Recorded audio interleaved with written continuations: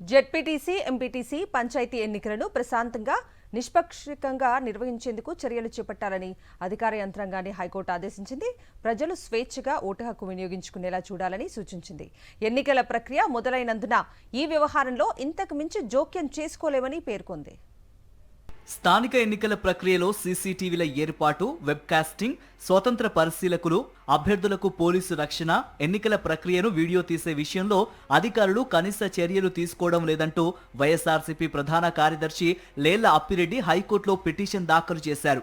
ఎన్నికల్లో పోటీ చేసే వారందరికీ సమాన అవకాశాలు ఉండేలా చర్యలు తీసుకునేలా ఆదేశాలివ్వాలని కోరారు. ఈ వ్యాజ్యంపై న్యాయమూర్తి జస్టిస్ నిమ్మగడ్డ వెంకటేశ్వర్లు విచారణ జరిపి ఉత్తర్వులు జారీ చేశారు. పిటిషనర్ తరపు న్యాయవాది వడ్లమూడి కిరణ్ కుమార్ వాదనలు వినిపించారు.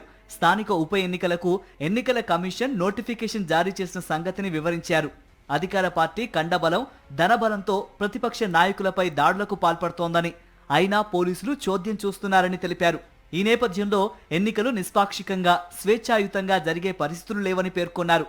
పారదర్శకంగా జరిగేందుకు అవసరమైన చర్యలు చేపట్టాలని రాష్ట్ర ఎన్నికల కమిషన్కు వినతి పత్రం సమర్పించినట్లు చెప్పారు.